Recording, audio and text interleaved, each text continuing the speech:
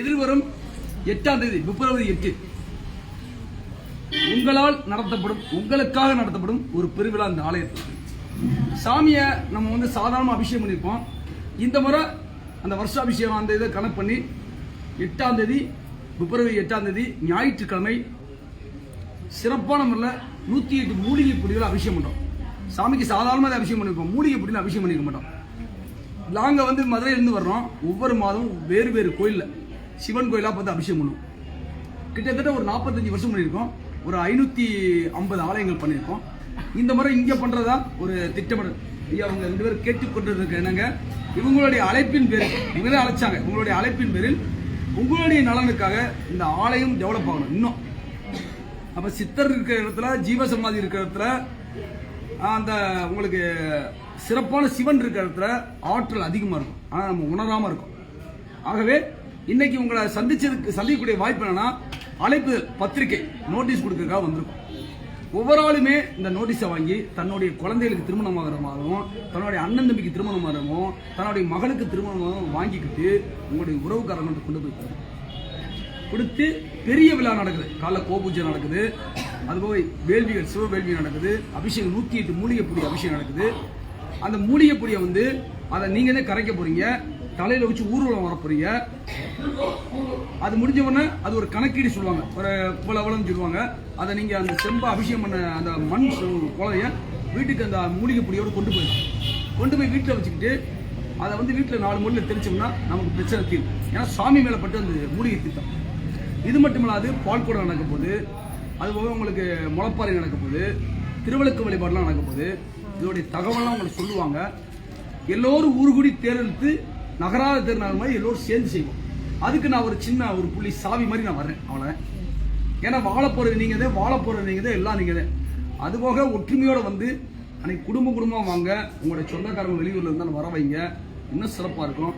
இந்த ஆலயத்துக்கு ஒரு செங்கலாக இருந்தாலும், ஒரு மண்ணாக இருந்தாலும், ஒரு கல்லாக இருந்தாலும் உங்களுடைய பணம் இருக்கணும். அது கோடி ரூபா கேட்கல, சின்ன காசாக இருந்தாலும் பரவாயில்ல. அவங்க சொல்லுவாங்க, அதுக்கேற்றாப்புல உதவி பண்ணீங்கன்னா இன்னும் அந்த ஆலயம் இருக்கும். இந்த ஆலயத்தை உருவாக்குறவங்க இன்னைக்கு ஆள் இல்லை. இந்த கோயில இந்த ஆலயத்தை வந்து வேலுநாச்சியர் இருக்காங்களா? இல்லை, அவங்களுடைய பரம்பரை இருப்பாங்க. ஒவ்வொரு ஆளும் வேலுநாச்சியர். இது மன்னனுடைய நாடு, நல்லா தெரிஞ்சுக்கணும். நம்ம அதில் வந்து வேற்றுமை பார்க்கக்கூடாது. அவங்க அந்த ஆளுகள் அதெல்லாம் தேவையில்லை. இது அரசாட்சி வாழ்ந்த நாடு. இப்போ திருவாரூர் மன்னர் நாடா, காளையார்கோவில் மன்னர் நாடு, பரமக்குடி மன்னர் நாடா, மானாமரம் மன்னர் நாடா, திருப்பூரம் மன்னர் நாடா? இல்லை, இது மன்னர் வாழ்ந்த நாடு, அரசி வாழ்ந்த நாடு. அவ்வளோ ஒரு புண்ணிய பூமி. இந்த மண்ணில் மகுன அவங்களுடைய வேர்வை இருக்கும், ரத்தம் இருக்கும். அப்போ நம்ம எல்லோருமே வந்து நல்லா வாழணும். அப்போ இந்த ஆலயத்தை கொண்டு வந்து சேர்த்துருக்காங்க. அப்போ இந்த ஆலயத்தை இன்னும் உங்களுடைய முயற்சியால் உங்களுடைய, ஏன்னா நீங்கள் தான் வாழ போறீங்க, உங்களுடைய அடுத்த தலைமுறை வரணும், வரிசையாக வரணும், வாழையடி வாழையாக வரணும். அதுக்கு இன்னைக்கு அழைப்பை தரப்போகிறோம். எல்லோரும் ஒற்றுமையோட வாழ்த்து இதை வாங்கிட்டு போய் வீட்டில் வச்சு பூஜை பண்ணுங்க, சாமி கும்பிடுங்க. இந்த ஆலய நிகழ்வு சிறப்பாக நடக்கும்னு இடையில அவங்க தகவல் சொல்லுவாங்க. ஒவ்வொன்றுக்குமே டோக்கன் கொடுப்பாங்க. உங்களால் முடிஞ்சதை செய்யுங்க, சரியா? வேற எதுவும் சந்தேகங்கள் இருந்தால் சொல்லுங்க.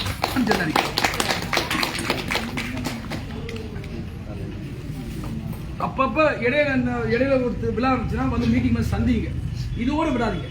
இத்தனை பேரும் 1000 அப்போ எதுக்காக வீட்டில் வந்து திருமணம் பண்ணுறாங்க, குழந்தை இல்லாமல் இருக்காங்க, திருமணமாகாமல் இருக்காங்க, அவங்களுக்கு தீராத நோய், தீவினைகள், பொருளாதார பிரச்சனை, குடும்பங்கள் பிரிஞ்சவங்க சேரணும், எல்லா பிரச்சனையும் தீரும். ஒரே கல்ல பழமாங்க. அப்போ நீங்கள் இடையில வந்து கூட இன்னைக்கு கொடுத்துட்டோம், இன்னும் 1 மாதம் இருக்கு. நீங்கள் இடையில வந்து கூட ஒரு கூட்டமைப்பு போட்டு ஒரு மீட்டிங் மாதிரி போட்டு இவங்களாம் நிப்பாட்டி உங்கள்கிட்ட அடுத்து என்ன பண்ணலாம், அடுத்து என்ன பண்ணலாம் முயற்சி இருக்கு. நமக்கு என்ன அப்படின்னு சொன்னீங்கன்னா, சாமி கொடுக்க வந்துட்டாரு, பக்கத்தில் வந்துட்டாரு. நீங்கள் எனக்கு என்ன போனீங்கன்னா 3000 ரூபா ரேஷன் கடை கொடுக்க முதல்ல பல்லு வலிக்கிட்டு போயிட்டு இருப்போம். அது தேவையில்லை. நான் பணத்தை பற்றி சொல்ல, அது வாங்கிக்கோங்க.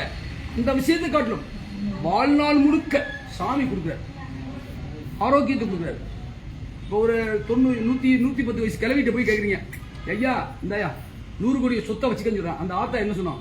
ஏன் போட கிறுக்கு போல போட இந்த வச்சுக்கடா, ஏன்னா இது கை கால் சுகத்தோடு நல்லா இருக்கு. இந்த கை கால் சுகத்தோட இப்போ எல்லோருமே இருக்குங்க. இங்கே நிற்கிறோம் அத்தனை பேருமே யாராவது நோய் இல்லாமல் இருக்கீங்களா? ஒவ்வொரு ஆளுக்கு ஒரு நோய். ஏன் நம்மளை புரிஞ்சுக்கல, நம்ம உடம்ப கவனிக்கல, மற்றவங்களை கவனிச்சு வாழ்றோம். எப்படி வாழ்றோம்? தேட்டருக்கு போனா டிவியை பார்த்தா வாயை பறந்து கொசு குட்டியோட வெளியே போயிட்டு வர, ஹோட்டலுக்கு போனா என்ன வேணும் சாப்பிட்றோம். அது எப்படி வாழ்றோம்? ஆஸ்திரி போனால் நீ என்ன ஊசி வேணாலும் போட்டு நான் எவ்வளோ பணம் செய்யணும் நான் உயிரோடு இருந்தால் போதும். ஆனால் ஆலயத்துக்கு வந்தா நம்மை காக்கக்கூடிய நம்ம வாழ வைக்கக்கூடாது. என்றாவது ஒரு நாள் நான் நல்லா இருக்கணும், என் பிள்ளை நல்லா இருக்கணும், என் குடும்பம் நல்லா இருக்கணும், எனக்கே கெடுக்குமா இல்லை, உடம்பு இங்கே இருக்கு, மனசு பேர் அங்கே இருக்கு. அப்போ எப்படி பழிக்கும்? எப்படி பழிக்கும்? இப்போ சாமியை போய் கூட சொல்லுது, நான் 3 வேளை குளிச்சேன், 6 வேளை உனக்கு சாமி கும்பிட்டேன், பூஜை வைக்கிறேன், அது சொல்லிச்சா? உனக்கு சாமி கும்பிட்டு சொல்லிச்சா? சாமி எங்க இருக்கு? ஒன்றுதான் இருக்கு. கழுத்துல உத்தராகம் போடுங்க எல்லாருமே. சொல்றீங்க நான் ஏமா கொஞ்சமா ஒரு கழுத்துல உத்தராகம் போடுங்க. ஏன்னா எனக்கு தொண்டையில் புண்ணாயிடுச்சு, பேச முடியல. கழுத்துல உத்தராகம் ஏன் போட சொன்னா என்ன சொல்றீங்க? நான் சுத்தபத்தமா இருக்கணும். அப்ப நீங்க யாரும் சுத்தபத்தமா இல்லையா? நீங்க புண்ணியவதி இல்லையா? நான் நீங்க அப்புறம் புண்ணியவதி என் வாரிசு நினைச்சு பேசிக்கிட்டு இருக்கேன். கழுத்துல ஒரு நாள் உத்தராசம் போடுங்க. உத்தராகம் போடுறது நீங்க சாப்பிட்ற பத்தி பிரச்சனை இல்லை, அதை சாப்பிடுறது அதெல்லாம் தேவையில்லை. சாமியை வர வைங்க உங்க உடம்புக்கு. அது வாங்கிட்டு போய் போடக்கூடாது, உடனே போடும். நான் வர்றப்ப 8வது எல்லாத்துக்கும் ருத்ராசம் கொண்டு வரேன். ஒரு ருத்ராசம் 50 ரூபா கொடுங்க. அது கோயிலுக்கு தான் கொடுப்பேன், என் பையில போட்டு போகிறது கிடையாது. அது கோயிலுக்கு நம்ம செல்லணும். அது ஒவ்வொரு ஆளும் போட்டு போகணும், எல்லாரும் கூட்டுவாங்க, மாற்றம் கிடைக்கும். ஐயா தை போதோம்னா இது தையா? ஆமாம், தை 17 வரும். தை 17 வரும். தை 25 வரும். 25 வரும். ஆமாம். அதே கரெக்ட். சரி ஆமாம். இப்போ என்ன ஆரம்பிக்க சொல்லுங்க ஐயா. ஐயா சொல்றத கேட்டுக்கிட்டீங்களா?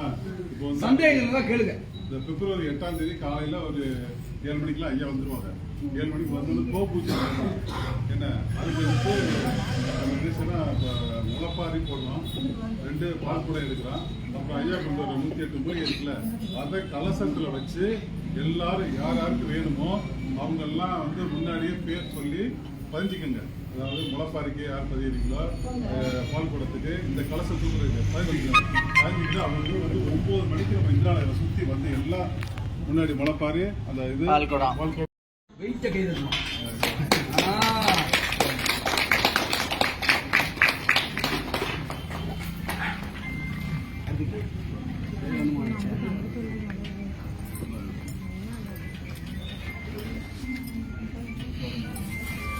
பிச்சு கொடுங்க, பிச்சு கொடுங்க. அதான்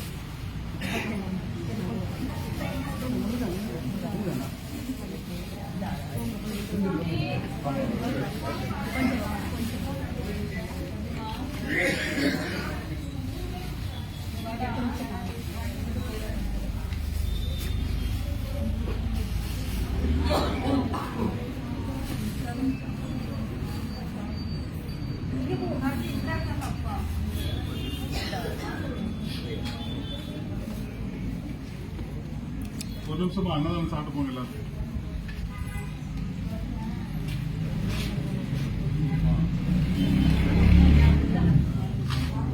உங்களுக்கு எல்லோருக்கும் என்ன சந்தேகமாலும் கேளுங்க அவர்கிட்ட ஐயா.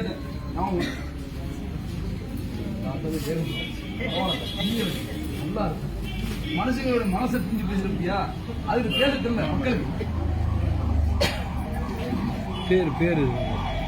பேர் எழுதி வச்சிருக்கா, வேற ஒன்றும் இல்லை. பேர் எழுதி வச்சிருக்கா அவருக்கு, அப்புறம் பேர் இல்லாத கொடுத்து அவருக்கு. சரி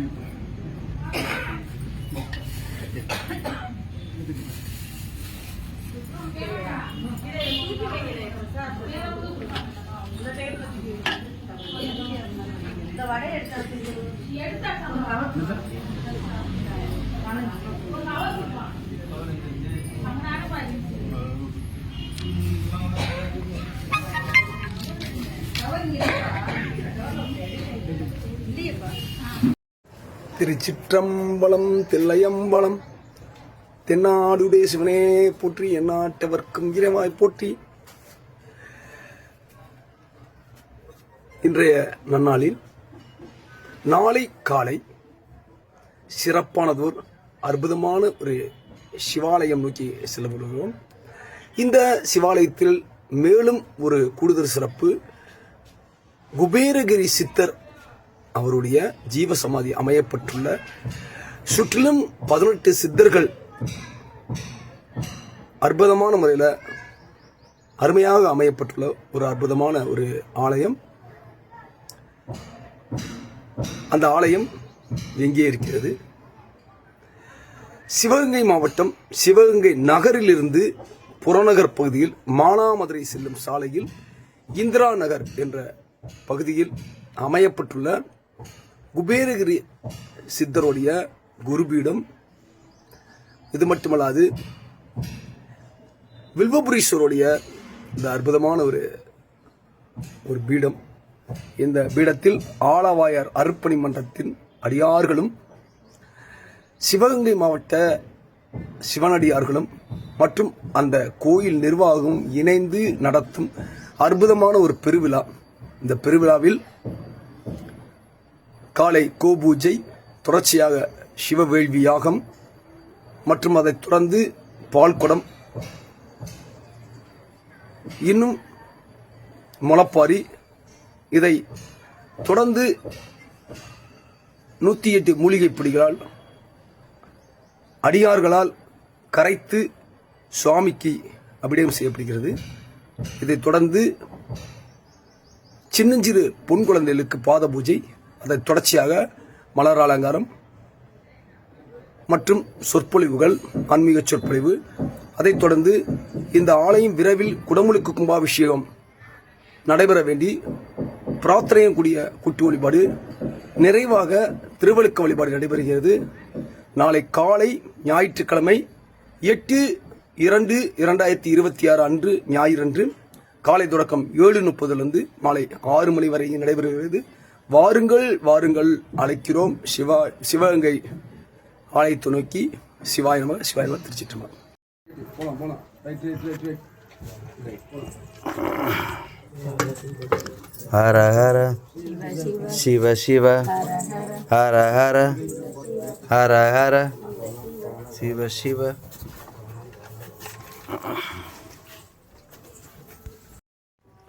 காலில் விழுந்து திரும்பிடுவாங்க பாப்பா.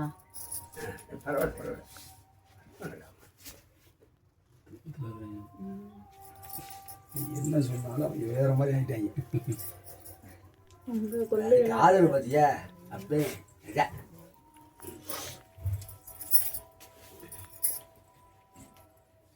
அம்மா சீர்பாதம் எல்லாம் வரல.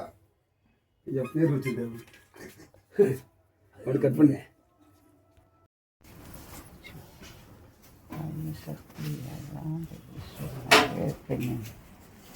பாக்கியங்களை முடித்து நல்லா போட்டு காட்டவே முடிஞ்சு வரும். காட்டு லேட்டுன்றாங்க. ஆமாம், லேட்.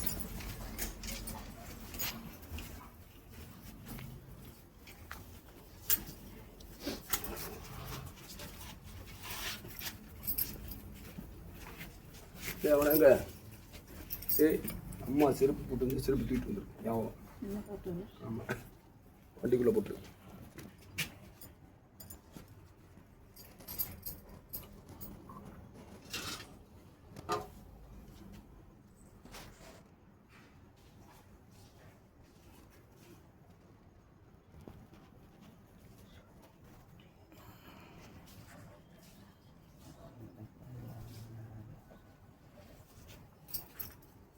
ஒரு வெள்ளையா வாங்க.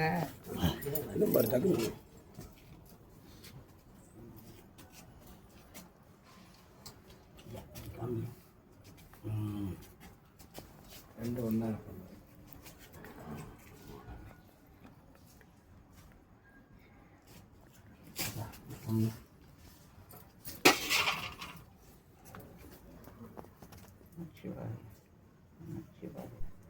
இன்னும் ஒன்று விடுங்க. சிவாயா. உதிரி பூக்கள் பாதத்தில் போடுங்க. அதுக்கு 2 போடுங்க. ஐயாவில் கொடுங்க. அதுக்கு 2 போடுங்க. ரைட்டு ஆனந்தம் தில்லையம்பலம் தென்னாடு சிவனையை போற்றி எந்நாட்டவர்க்கும் இறைவா போற்றி. இன்றைய நன்னாளில் சிறப்பானதோர் ஒரு ஆலயத்தை நோக்கி செல்லவிருக்கிறோம். பழமையான தொன்மையான அடியார்கள் அதிகமாக அறியப்படாத ஆலயம் நோக்கி செல்லவிருக்கிறோம். அந்த வகையில் இன்று நாம் செல்லவிருக்கும் ஆலயம் எங்கே அப்படின்னு சிந்திச்சோம்னா, சிவகங்கை மாவட்டம் சிவகங்கை நகரில் புறநகர் பகுதியில் மானாமரை செல்லும் சாலையில் இந்திரா நகர் என்ற பகுதியில் அமையப்பட்டுள்ள அருள்மிகு வில்வபுரீஸ்வரருடைய ஞான பீடத்தில் குடிகொண்டு அருள் பாலிக்கும் அருளாளர் குபேரகிரி சித்தருடைய ஆலயத்தில் குபேரகிரி சித்தருடைய குருபீடத்தில்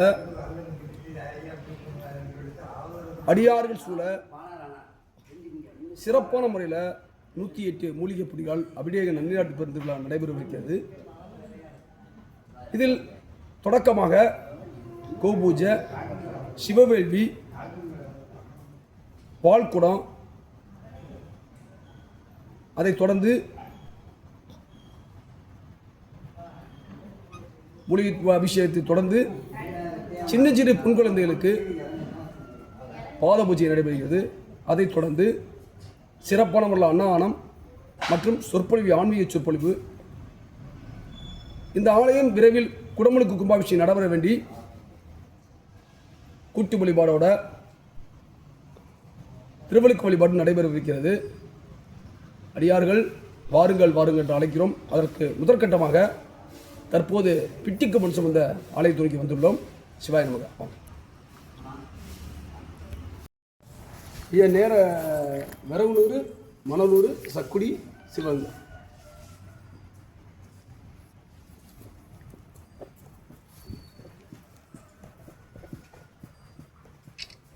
இன்றைய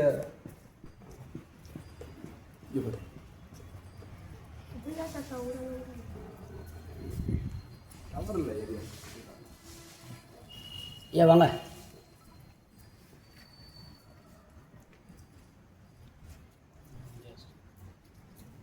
இன்றைய நன்னாளில் அடியார்கள் சூழ அம்மைப்பர் திருமியொழியோடு அடியார் கம்பத்தை சார்ந்த கம்பம் சிவனடியார் அன்னதான அறக்கட்டளை ஏவன் ராமகிருஷ்ணன் ஐயா அவருடைய இந்த திருமேனிக்கு இன்றும் அவருடைய குடும்பத்தினால் வழங்கப்பட்டது.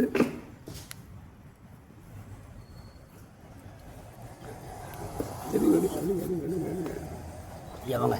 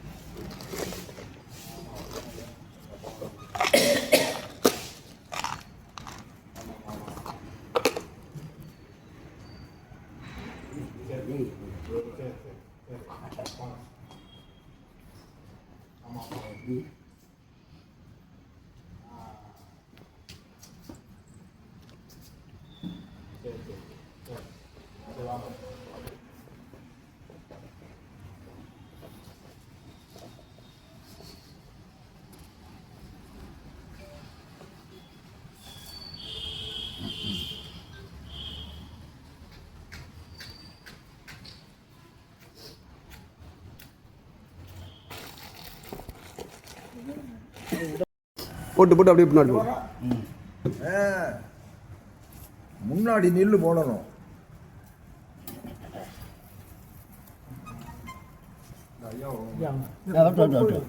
தொடக்கமாக இன்று சிவகங்கை குபேரகிரி சித்தர் நோக்கி புறப்படுகிறது. திருப்பி நில்லுமா நேருக்கு நேரா அதான் அதான் கரெக்டாக இருக்கும். ஏன்னா இது இப்படி திரும்பி இருக்கும். ஐயா கொஞ்சம் கனமா இருக்குங்கய்யா. ஐயா ஐயா கொஞ்சம் வெயிட்டா இருக்கு, அது கனமா இருக்கு, கனமா இருக்கு. இப்போ சாமி அதுதான் விஷயம். அது கீழே கொஞ்சம் அட்ஜஸ்ட் பண்ணி நிற்க சொல்கிறேன். வெயிட் ஓவர் தான். ஏன்னா சாமி தூக்குறது கொஞ்சம் சரி.